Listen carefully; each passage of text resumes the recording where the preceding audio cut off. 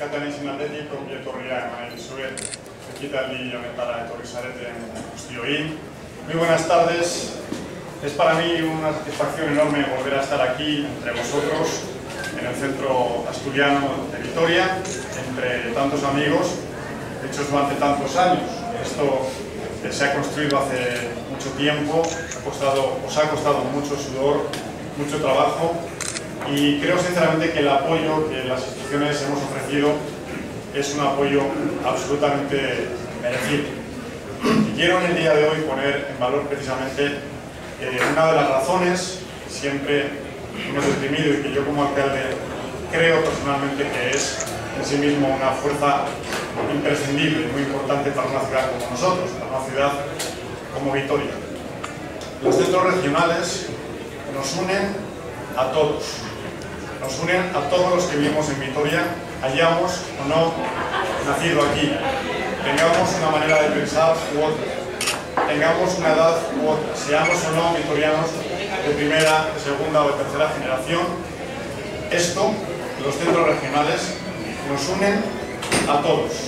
Y a mí, para mí como alcalde, potenciar los valores que unan a todos en Vitoria es una obligación. Y es para mí también una responsabilidad mantener estos valores, como digo, valores de unidad.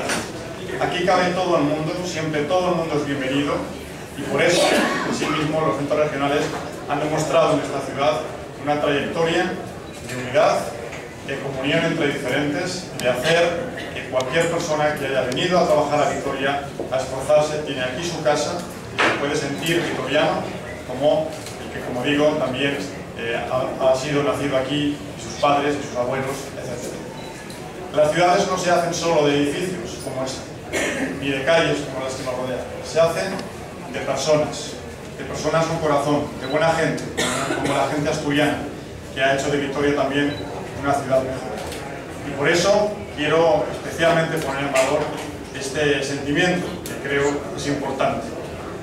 Un alcalde en Vitoria tiene que hacer eso, tiene que impulsar elementos como este, donde nadie se pueda sentir excluido, sean elementos reforzados.